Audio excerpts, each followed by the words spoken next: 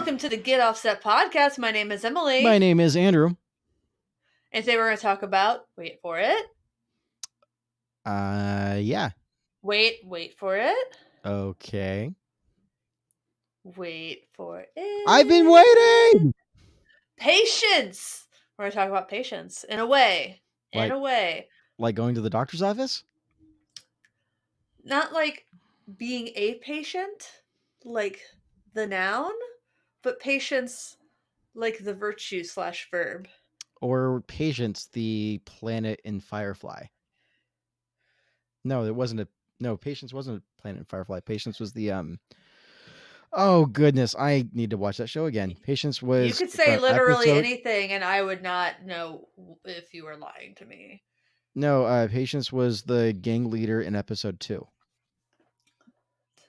Now was a noun. shoot, now I'm gonna embarrass myself. I was You were so confident.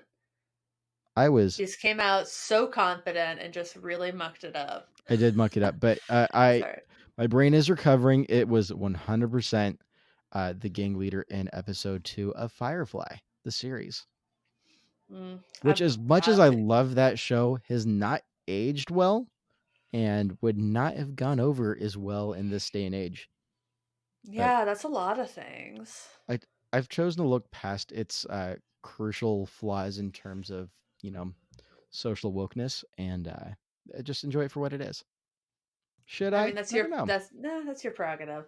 But first, I'm drinking a gin and tonic. What are you drinking? I have not had it yet, but I am about to take a sip of something I haven't ever tried before, which is, I shall read it. This is a smoke beer, which I've had smoke beers before, but specifically in a Marzen smoke beer. Marzen is a fall favorite German beer, often referred to as Oktoberfest, and this one just happens to be smoky as well. Oh, cool. So I've had smoke beers. I've had Martens. I have not had a Marten smoke beer, and I'm kind of frightened by it. It's actually kind of funny. My wife bought it for me on accident because it says Oktoberfest on it, but like most of it's in German, and it wasn't clear that it was what it was. So I've been keeping it in the cabinet, waiting for a good time to try it, and I feel like now is as good of a time as any. Yes, I think so. We've been running the fireplace a bit lately, and the house smells like smoke anyway, so might as well. Well, I have a gas fireplace, so it's just doesn't smell like anything.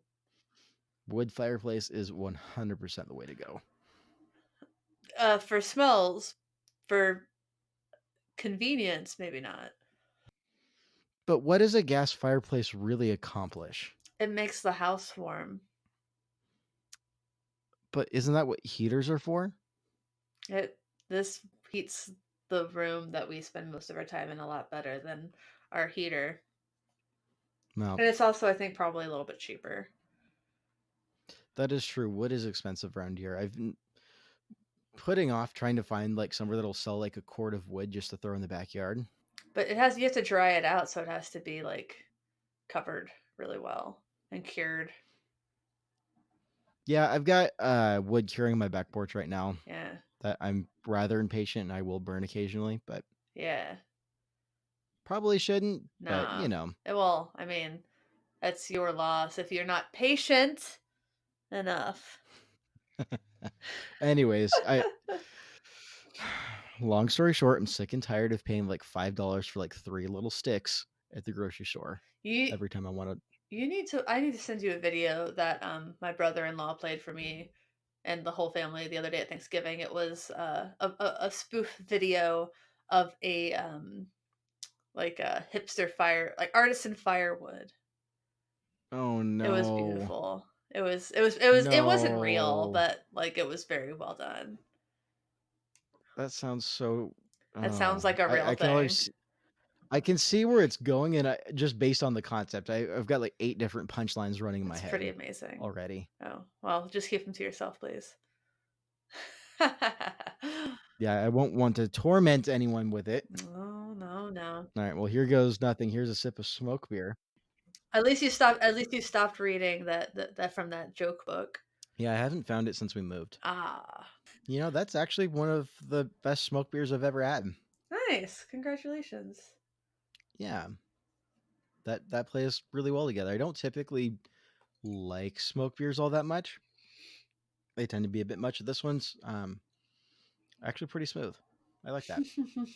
It reminds me of it reminds me of that smoky tea. Um Lapsang Souchong. Oh, yeah, yeah, yeah. There's a That throwback to a topic of last yesteryear, year's worth yeah. of episodes.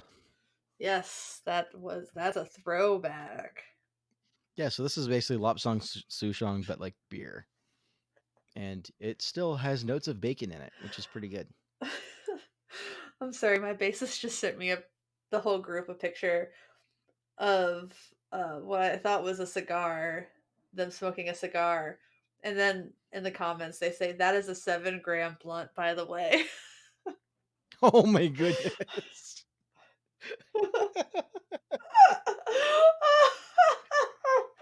Well, I hope your friends are okay. I hope they don't overdose on weed.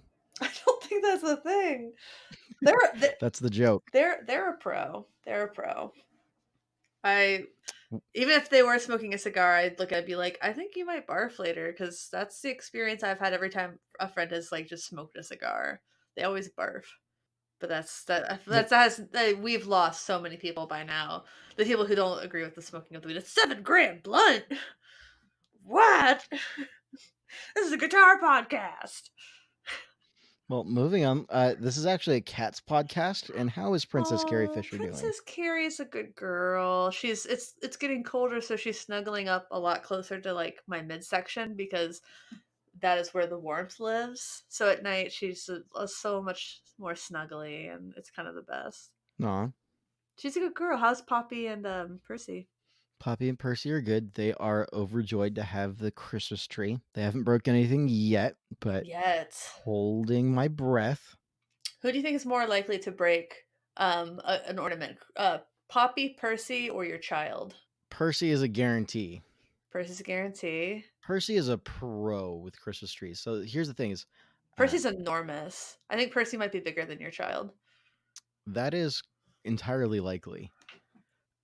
So here's the thing Percy's been around long enough to have had several Christmas trees, and every year he breaks something. It's just inevitable. So anything that's hung on the lower third of the tree is fair game. But it's always ever one ornament, and then that's the end of it for the season. And he's never knocked over the whole tree. Interesting. Knock on wood. So we'll see. Now, by comparison, Poppy has never actually been around a Christmas tree of this proportion, because this is our first Interesting. year since we've had Poppy that we've been in a house, and so we never put a full size Christmas tree in our apartment wherever we lived. So we've Mhm. actually had like a little like $3 like fake Christmas tree from Target. And we'll put like on the mantle of like a fireplace, or on um, I think one year we put it on our entertainment center. Um, yeah, so that's been our Christmas tree for several years now. So Poppy hasn't been around full size Christmas tree, and she is so curious and enthralled. And I'm hoping she doesn't break anything, but I'm almost wondering if that doesn't make it more inevitable that she will break several things as she explores. Mhm. So we'll see. Yeah, well, we will. To be continued. Yeah. Cool. Uh, yeah, I haven't put up a Christmas tree yet. I think that we probably will, because we are going to be in town this year at Christmas. My mom and my dad are flying up. My niece's Aw. birthday is just a few days before Christmas, so it's gonna be really fun for her. I got her already because Loog, that little kitty guitar company, like they sell like Uh three huh. strings. It's just like the top three strings of a guitar. It's acoustic. It's like nylon strings. Um, Oh, fun. yeah. So they have their only sale of the year on like Black Friday through Cyber Monday. So I picked up one of those for her because she has always been really into guitar, not just because of me. I think in no small part the movie Coco. She really was obsessed with the movie Coco for a long time, and so she's always really into seeing me play guitar, and she'll come up and she'll like I'll show her how to like strum it while I, chord with my left hand, and it's always really cute. So those Lute Aw. guitars, though, they come. I think they come with an app that you can use for lessons. They definitely come with flashcards, which is pretty cool with the chord shapes. So Mm-hmm. I'm hopeful that since she's so into it, the guitars in general, that she'll have fun playing around. She has like an electronic guitar that's a little bit more like a Guitar Hero guitar with just like buttons on it.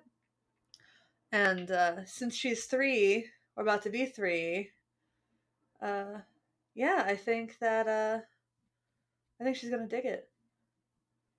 Very I hope cool. she does. I'm looking at getting a Siegel Merlin, which is a dulcimer with technically 4 strings, but um, 2 of them are doubled up on each other, so it's like 3 strings. But it's a dulcimer, is what it officially is. But it kind of just functions like a little three Oh, string cool. guitar, and it's fretted to be diatonic, Oh, so you can't interesting. really play a wrong note.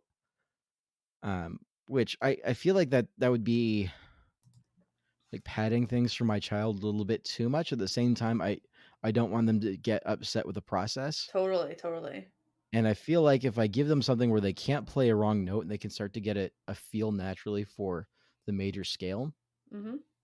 and then yeah, like 3 of the 4 strings are tuned to the root note, and the other one is naturally tuned to the fifth. But you can basically the rest of them basically function like drone strings. You just really have to use one string to get a full melody going. Yeah. So I mean, it's super simple, super straightforward. But I'm planning on getting the little one that for Christmas. Oh, they'll really like that, I think. I mean, I would have loved that when I was a kid. How old are they again, roundabouts? Um, uh, about a year older than your niece. Cool. So yeah. Cool, cool, cool. Yeah. So No. also just kind of excited to get one of those because I want one for me too. I get that. Not gonna Absolutely. lie, I will definitely be also playing it to be to inspire them. That's the goal, right? To inspire, to teach. It doesn't have a pickup on it, so I can't run it through pedals. So You can always hook up a microphone. I am going to be reviewing the mall from Old Blood Noise, I think. Um, right, so maybe hook up a microphone to that. nice, Yeah.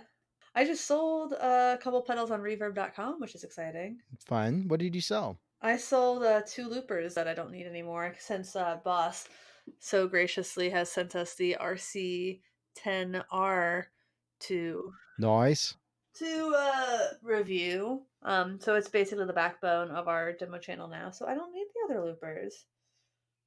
nice. Hmm.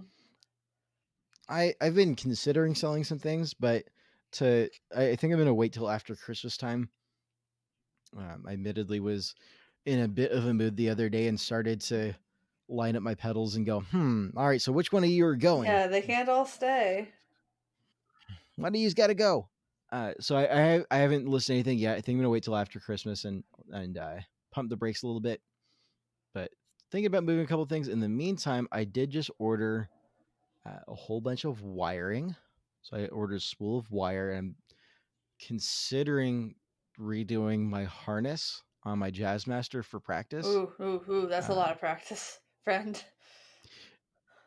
well, so I would retain the existing electronics. I'd literally just be doing the One wire. like one at a time. Yeah, so then that feels like it would be good practice. If I screw anything up, I can replace an electronic part for pretty cheap. Mm-hmm. And my goal is to be able to do it in a really neat way. Right now, it's all the stock wiring underneath, Mm-hmm. and it's super messy, and it's a pain to get the pick guard back on every time I take it off. So I feel like if I take it off and I just spend some time with it, get the hang of it, get some cleaner wires on there, and then from there I can maybe look at replacing a couple of parts if I feel like it. Yeah, no, I've had that problem with every Mustang I've ever wired up. It's just there's not enough space under those I pick see pictures guards. like from like Curtis Lamberton's posted a couple photos of his new Ristrettos on a Jazz Master pickguard, and just the way it's all wired up, all super neat, and it just looks so nice. And I know that I don't see that while I'm playing, but it'd be nice to know that that's sitting on me. I did get the wire in orange Of course you did. coating, Because of so course. I don't know when I'll get around to doing this, but I've got it ordered and it's on tap. Yeah. And I also got I finally got a chance to get into my compressor that I bought at the Tacoma Guitar Show. Um, and the issue with it is when it's engaged, everything works great. You go to disengage it and signal doesn't pass. Ah. And I checked all the connections on the PCB for the foot switch, and nothing seems to be having an issue, and nothing seems to be busted. Like there's no bulging caps. Like there's nothing that seems apparent. Yeah. So while I was at it putting in an order, I threw in a replacement foot switch for that. So I'm going to swap out the foot switch, and I'm going to see if that doesn't fix Yeah, it. start with the easy And fixes. then yeah, I'll do that. And one of the things I'm looking at doing is setting up a baseboard and electric board separately. And I think I'll actually use the Ibanez compressor for my guitar sound. It's not a transparent compression sound, but I really like the character that it adds to it. And my Earthquaker Devices Warden is my other comp that I've had in my electric board, and it sounds great, but it sounds really good on bass to my ears. So yeah, that'll kind of give me a comp for each board is the hope. And if it doesn't work out, I mean, I paid $10 for the Ibanez compressor, and shoot, oh well, it's ten Yeah, it's bucks. just $10. I mean, it works. I don't know how many people turn compressors off. Yeah, well, I would probably set this one to be super squishy, Mm-hmm. like a very compressed sound, because I like that for like super chimey cleans and or leads, but not necessarily for rhythm and whatnot. Yeah. So I'd like to be able to set it as a really heavy effect and then have the option to disengage it. I'm actually We'll see. selling my Keeley comp. I Oh am. really? Well, I have that Fender um compressor Oh yeah. distortion now. The Compugilist. Yes. Yeah. And I just don't use a compressor that much. I've used it in country stuff some. And I figure if I just have a compressor, it's fine. And also the H9 has a very nice compressor setting on it. Right. It's actually called Country Comp. Running it after the drives. Yeah, sure, why not?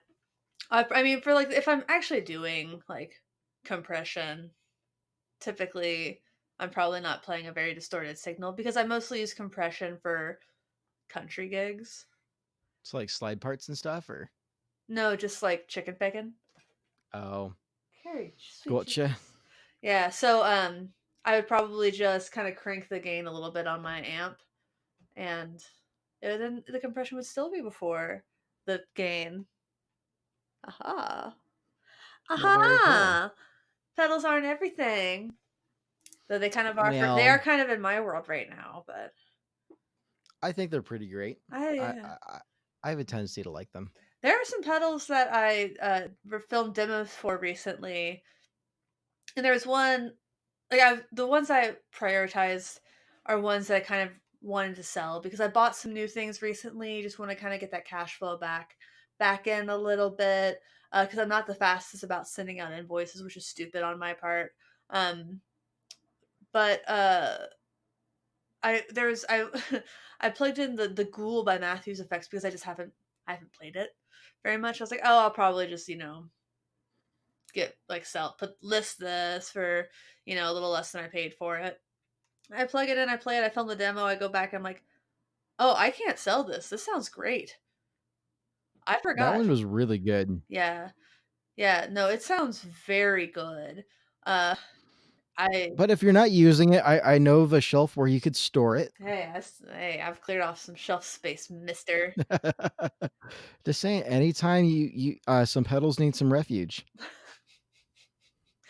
Let me think about that. This is a safe space for pedals. No, I don't really have a lot of gigs right now where I'm doing a lot of distortion or fuzz or anything like that. But I do like playing with some fuzz on my own. I picked up the Pelotar, the germanium Pelotar that Leon and Brian.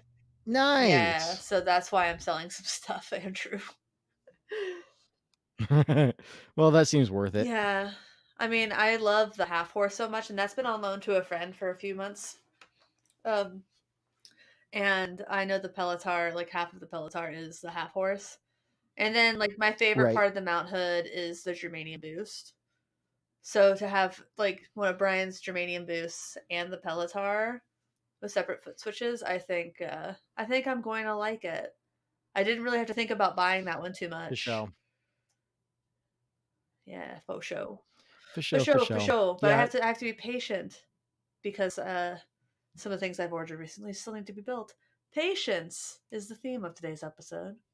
Sponsored by uh Electronic Audio Experiments. That would be the company owned by uh the John Snyder, the genius John Snyder, the John Snyder who is one of the most skilled pedal designers slash builders in the industry.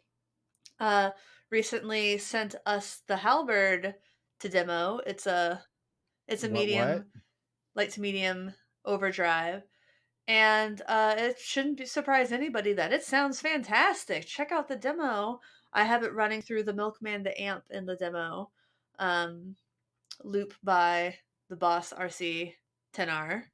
Uh, yeah, no, it's lovely. It's like the bass and the pre or the amount of gain interact really well and interestingly with each other. So those are the two knobs on the right, and then the two knobs on the left are essentially the output and the treble, and then they work really well together. So I love it when you have those kinds of relationships, and when you find them in your pedals, like ooh yeah, because that's where you really get those sweet spots. But anyway, this episode is sponsored by Electronic Audio Experiments. And this episode is also sponsored by Greer Amplification, who is owned by Nick Greer, who's an incredible human. You should support them just on the basis of that. But also on the basis, fun fact on Nick's Facebook profile, they're listed as founder at Greer Amplification, with the other job being listed as herder of cats. Yes, we respect that. And I gotta We say, respect that. hats off. I could not be more proud. Nick is one of the sweetest people in the biz, in my opinion. I find him very inspirational on a lot of levels. I love on his page how much he talks about just taking care of yourself, and I know that we care a lot about self care, um, and that means different things to different people. So it's really it's always cool to see other people talk about what that means to him. I know lately for him it's been hitting the gym whenever he can, whenever he's feeling stressed or bad, and that works for a lot of people, and I just like kudos to anyone who ever finds that thing that works for them, whatever keeps him building awesome pedals like the Guerrilla Warfare Mark II, a rat based pedal with that famous LM308 chip that we were talking about last episode. Can never have enough rat. There's just no such thing. No, well, I mean, Rat 100%. you probably don't want a rat in your Cobb salad. I mean, have you ever had rat though? Have you ever seen Talladega Nights? Yeah. Okay, that took you a second. Rats. She just Um, got rats in my Cobb salad. That's one of Rick's favorite quotes from that movie or any movie period, and I love him near so much for 6 pounds, 6 ounce, baby Jesus. it. Sweet baby Jesus. uh, the baby cheese is my favorite. Iron key. I don't know what that is, but I love it. Crepes. Oh my god. I love that Oh movie my so god. much. Just Mo Steph and Elvis Costello randomly hanging out with Sasha Baron Cohen. Like, Ricky Right. Bobby, I thought you were dead. Oh. Oh my god. Okay. About 30 kilograms of Columbia Bam Bam strapped underneath this car. Are those the other cars? I just remember working at the F1 racetrack in my little golf cart going around while the other actual F1 cars were practicing going 300 kilometers an hour, me topping out maybe 20 kilometers an hour, just like going like side by side. I felt like Ricky Bobby. Are those the other cars? Oh my god, Oh, that was great. That was before I got that punched movie while is so working. screwed up. Yeah, have you ever been punched while working? I have. I don't think Um, it should surprise any of our listeners I've been punched, but no, I haven't been punched. I've been pushed, but I haven't been punched. oh, I was punched Well, in the shoulder. like I like a he hit. like a funny I like got ah hit. ha I ha got ha punch in the shoulder, or like someone was mad and that's just where it no, landed. no, like you. You blocked my shot. Throw one at me. Grown ass man. I was like 24 years old. I'm like, it was. That's a story for another time. But basically, I think then he grabbed my credentials to see who the hell I was. He's like, "You blocked my shot. I came all the way from the UK to get a picture of the star of the race." I'm like, then maybe you shouldn't have been like standing in a place where your shot could get blocked that easily. He grabbed my credentials to see who I worked for. So I just worked for the racetrack, dropped my credentials, covered his, and turned away and like basically ran away like a little baby. He's like, "Oh shit." I just punched the wrong person. Yes. Well, you should never punch a person while you're working. That's very unprofessional. It wasn't the hardest punch. If you're a boxer, that's the most professional thing you can Fair do. game. Yes. Well, If you're a before we get too fighter. far off the topic, sort of to brag a little bit about going to Nam, but also to say some nice things. Uh, I've had my tickets to get there for a little bit now, and I've had a little bit of time to process. Like, oh my god, I'm going to Nam. I'm going to Nam. I'm going to Nam. I'm going to Nam. And I can't help but think of all the people that I'm hoping to see there. And there's some really great people that are going to be there. And one of the names that pops with that list is Nick Greer. And that, like, it's not just Oh like I'm yeah. excited for the idea to get to meet them, but I'm also like, oh wow, that would be like one of those that would make my trip sort of Oh, deals. you'll get to meet Nick. You should reach out. You should So just like send him a Facebook message or something. I should. Uh, So You I'm should, pretty excited. and Andrew, you should get me a hat. Get me a Greer hat. Get I want to. I only have so much room in my luggage, and I want a hat. me a hat. Let's tell him it's for Emily. Well, You wear one. Wear both. we will see. Tell Uh, Nick I'll trade him hat. I'll but trade him for a hat if you he know, wants a authentic hat. at the rate I'm going, I'm gonna end up like in the TSA line trying to take off like all 30 of my hats. They've seen weirder things. What's I'm. the weirdest thing you've ever seen at a TSA line? Mine is the guy who had his luggage was in a trash bag. I've seen that before. That's That not the. is that's sad. If it fits, it ships. That's just so sad to me. I'm trying to think. What is the weirdest thing I've seen? Um, I mean, I got profiled at a TSA line once, but I believe that. that was well, it wasn't TSA. It was the German equivalent of the TSA, which they're pretty frightening. Um, Germans are pretty frightening. so here's the thing. That's why I respect them so much. Well, I respect them, but they're also like, there's no getting around it that they're racist isn't the term I'm looking for, but like it could be interpreted their frankness of and the way that they operate in the world of this is the way the world is can be perceived as such. And Well, Western Europeans, there's a lot of racism towards Eastern Europeans and people who are of the Roma descent or that corner of the planet. But again, I feel like we just are getting so far away from okay, but I everything. have to finish telling the story super quick. Yeah, that's fair. So super quick. So anyways, long story short, the relationship of race is quite complicated over in that region of the world in a way that it not necessarily more or less complicated than America, just different. And if you've ever seen a picture of me, I look pretty white, but when I'm in Germany, like the thing is, people are white over there, and I don't Yeah, look. like you're American white. You're not like Northern European white. And so I'm a portion Lebanese by history, not by culture, just by bloodline. And it shows just enough in me where I was flagged. And I remember like being like told like they took my luggage away and like left my site and like you got to follow us kind of thing. And they're heavy German. And I got like was put in a room with and I remember sitting like this super uncomfortable aluminum chair and looking at the other people, like there's like this waiting room to be questioned, and everybody else in there was a guy. Uh, but they all had facial hair, which at the time I had pretty scruffy facial hair. But I was the only one that didn't have a turban, and it was really, really strange. And they let me pass pretty quickly. After they like pulled me into a secondary room, like a couple of German guys to question me like what I was doing. But it was really strange. This would have been like 2013, 2014. That's So, not even that long ago. and you know, I'm is trying what to decide if I want to bleep this episode or if I'm just gonna ignore it. so that story is what it is. Is just super surreal.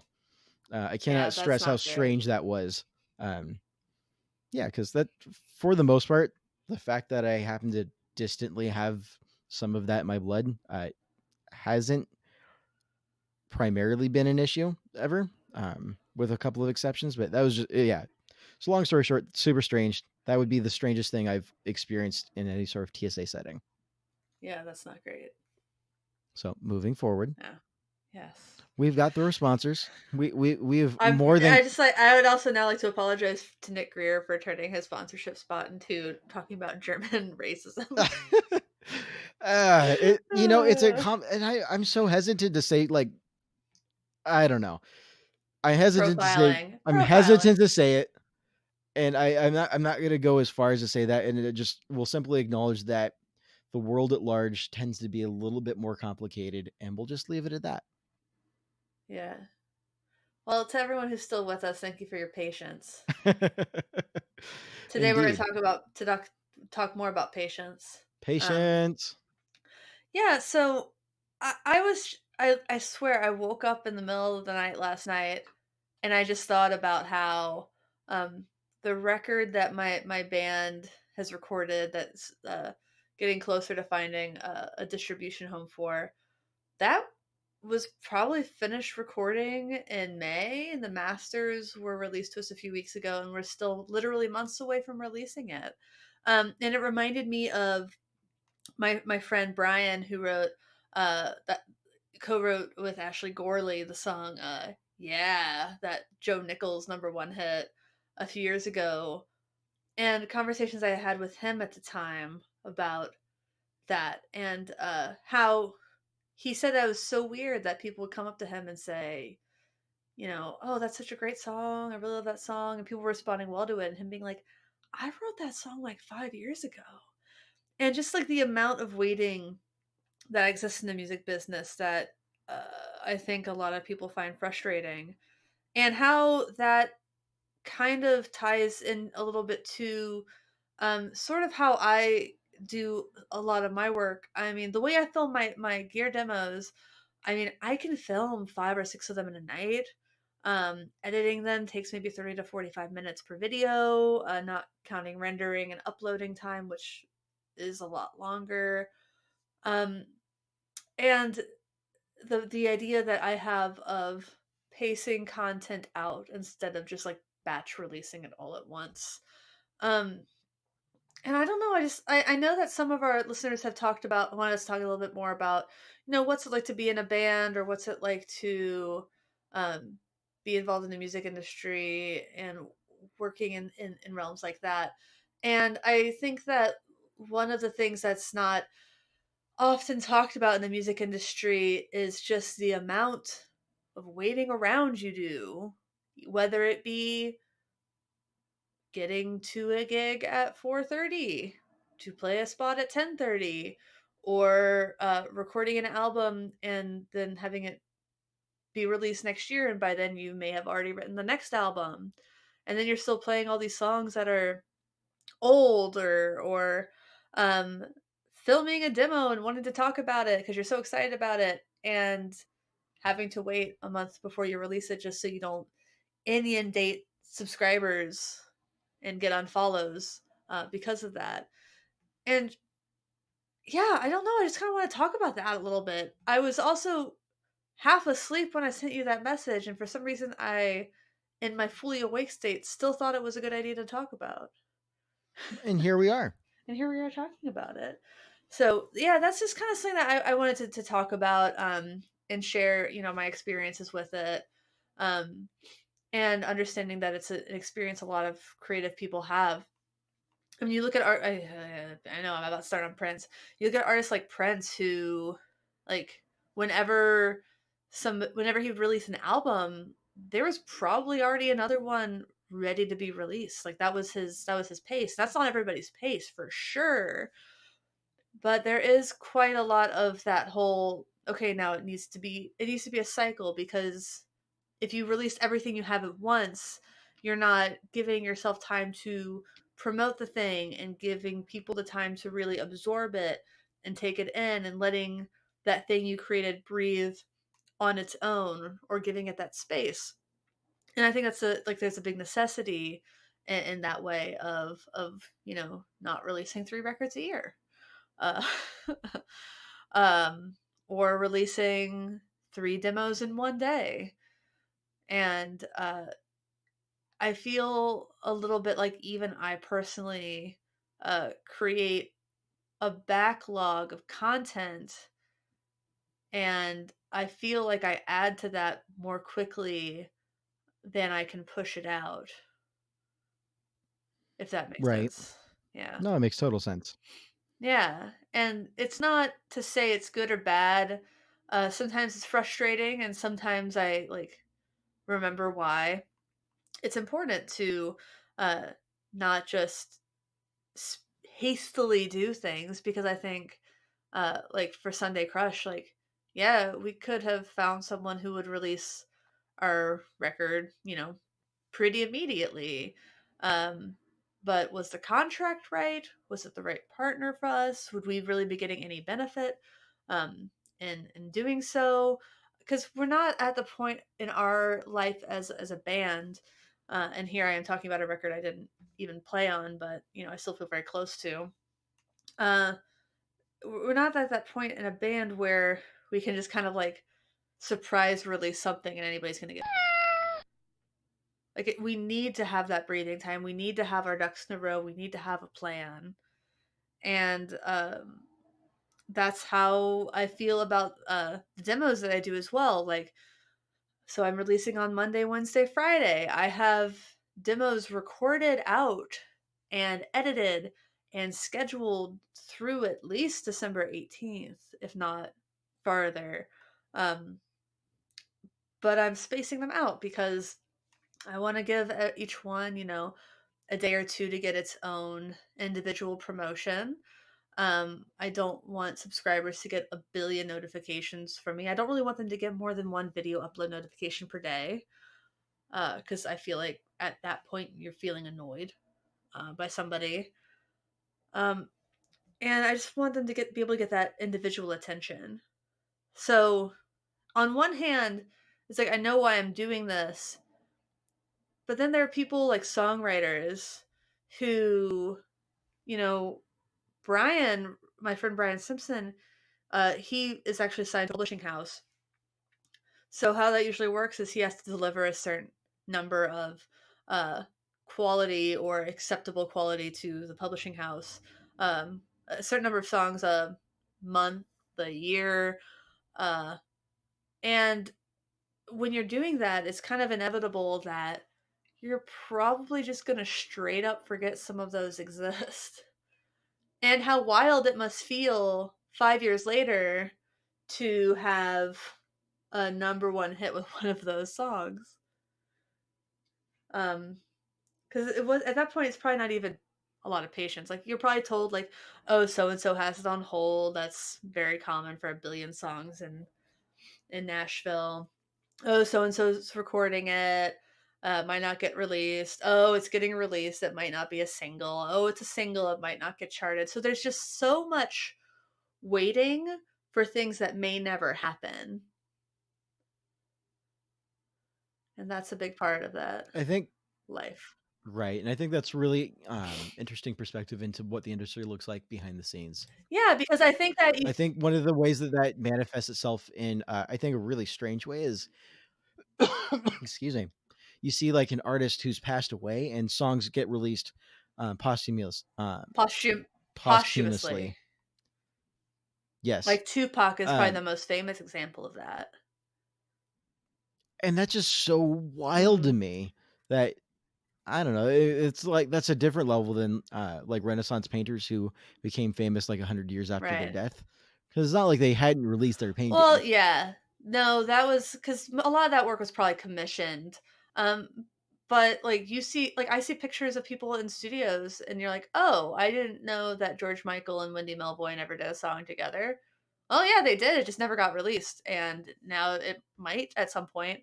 Or, but people like Tupac and Prince were so prolific.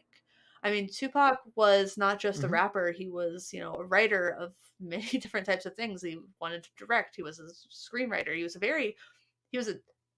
apparently quite a skilled dancer. And Prince had, a studio in his house, in every house he had basically since I think probably before 1999 was released. Probably before Dirty Mind was released. He always had the ability to just like wake up in the middle of the night or just not have ever been asleep in the middle of the night to begin with. And just like that was what he did. He just recorded music. So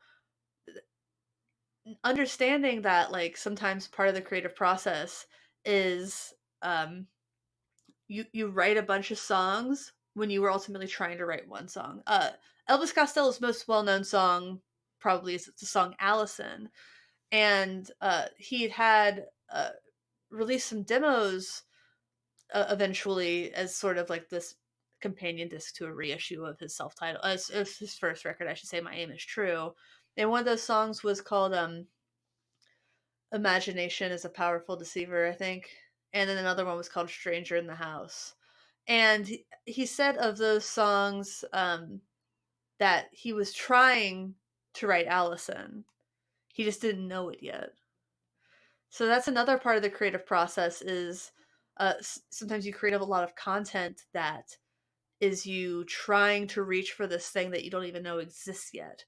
But like it may never get released. So that's another part of the creative process. And that's another part of waiting is waiting to get this sort of fire that's burning within you, and it's kind of putting a lot of pressure on your diaphragm and sort of an upwards motion.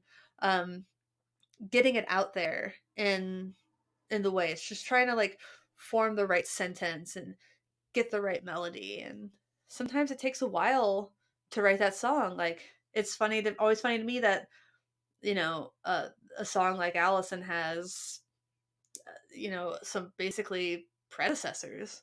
And a lot of Prince songs do as well. There are plenty of Prince B-sides out there, and I'm sure there are a lot of Prince fans who have heard way more of them than I have, who could probably say very specifically, like, so when he was doing this, it was a predecessor of him trying to write this other song. And that experimentation is so important. Um, and it's another part of just art requires such patience. And I don't want to call my demos art because they're not. Uh so just focusing on that element, it's a lot of patience to make sure that what you're doing is not only the way it's always meant to be or always was meant to be in your mind and in your heart, but that it also is the patience to make sure that it has the room to succeed and be heard. Right, right. This has been a little less of a discussion and more of a just me thinking about something out loud for a minute while sipping on a gin and tonic. No, I don't Yeah. see that there's anything wrong with that. No, I think it's a worthwhile concept to ponder and to wrap our minds around. I think one of the things that's been interesting for me in my songwriting is that I can revisit a song that I wrote years ago and decided not to record or do anything, and it even just like sitting in the back of my brain how much the context has changed and how it's morphed and all of that. And I think th- one of the positive things I see about this is the way that this forced kind of patience uh, really illustrates how music is almost a living thing. And I'm not going to say entirely that it is, but almost. I mean, the way that it morphs and interacts with our human experience, I think is something that's really beautiful. Not to get all hippie and stuff, like I've I've done a handful of times on the show, but I think there's very much something to that Mhm. that's very human, very real, very relatable. That's we don't that's not something that we get out of a top 40 Right, overproduced but, I mean, cookie cutter single. let's not let's not on those cookie cutter singles. Just a little bit. They have their They place do for us have to their bring place, people and I'm not going to joy. say that That's they. art. Everyone on Britney Spears for saying that pop music is the hardest to write. She's right. Like, she's not wrong. Like, truly, anyone can write a boring artsy song. Not everyone can do it well. Pop music is the hardest music to write. It's the hardest to do well. It's the stuff where you listen to and the stuff that doesn't make any sort of test of time. Is it didn't quite hit that chord, so to speak. It didn't quite get to the relatability across the human experience that Oh, successful pop songs do. balls. Successful pop songs do that. Yeah, they do that. Yes.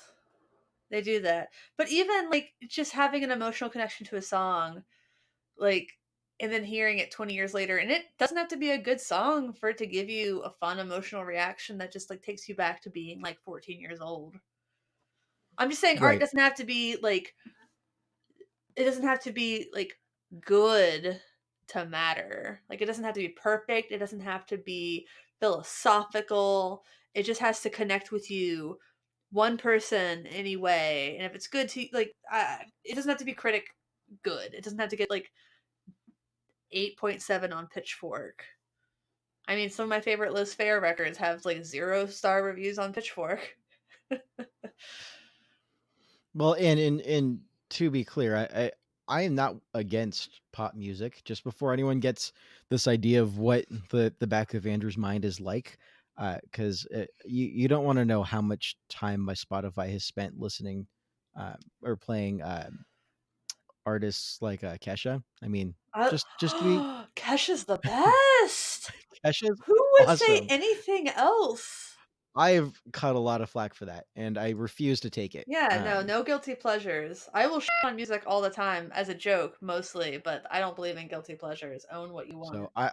I'm not a fan of general statements as a whole. And so don't misunderstand me for being just a pop hater. I know it came off like that for a second, and I stand by what I said, but it's not a general statement. And there are plenty of pop artists that I love and enjoy, and I have a lot of nostalgic attachment to that I don't have any explanation for. So yeah, Yeah. just wanted to clear the air there. Yeah, so like I guess to sort of tie this up in the next couple minutes, I think that if you're doing music or if you're doing art or if you're trying to start a podcast, like it took us like what 10 months to actually start this podcast. It took us 3 or 4 months to actually release something after we recorded our first stuff, you know. Yep, So if that is so if true. you're like pursuing art or music or any sort of endeavor, demo channel or anything like that, like and it's taking you a lot longer than you want it to, uh just know that you're not alone, and things taking a while, especially to get started, especially to get right. I think it's important to keep in mind that it doesn't have to be perfect to be good, or to be releasable. Like if I like I'm doing the demo channel now and it's not perfect, it's so far from perfect. If I had waited until I felt like I could get it perfect, I never would have started it. And it's the same with the podcast. It's the same with anything I've ever participated in musically. It's never going to be perfect because that's just not something that you should try to achieve. My personal philosophy is get it to 80% and ship it.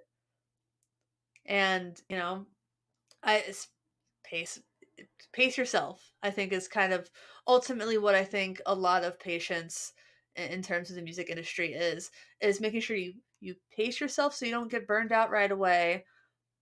For me, it's like making sure I have a little bit of a backlog, just or like I have a lot in the hopper just in case something happens, and to give myself some grace if I like be easy on myself if I miss a week of something. It's Hmm. maybe not rushing to get things out when you know that you could do just when just spending a little bit more time on it will get it to a place where it can have more success. That's what I think kind of the 80% rule is about. But like, if you feel really strongly about something you've created and you think that it could do really well with the right support, take the time to get that support. Take the time to get that distributor, take the time to find the right, partner to go on tour with or do a show with. Um, uh, Make sure you're trying to do it right, but don't kill yourself trying to do it perfect. Yes, this episode was a Fair lot of me enough. talking. So, uh, I would say um, TLDR, instant gratification, overrated, and if you don't have it, it I oh might my God, very that's well might literally one of our instant gratification is overrated is literally already one of our episode titles. uh, it's overrated, and if you're not experiencing it, chances are that you're doing something right. So be encouraged. Yeah. You've got our support and our Instant friendship. gratification instant gratification doesn't exist. It's so momentary. Yeah. It's my TLDR is don't feel down if things are taking a little bit longer than you want them to. That's my TLDR. Well, there we go. There we have it. Yes. There it is. Yeah. Well, as always, please leave us a nice little review and rating on iTunes. If you feel so inclined, toss us $1, $2, $5, $10 a month on Patreon. Check out our shop at getoffsetpodcast.com/shop. We have official logo merch, for Fuzz's sake merch, etc. Um, yeah, thanks for listening. Thanks for understanding. Until next time, I have been Emily. And I am definitely Andrew. Goodbye. All right, ready? Are you gonna say goodbye, Andrew? 1, 2, 3. Bye.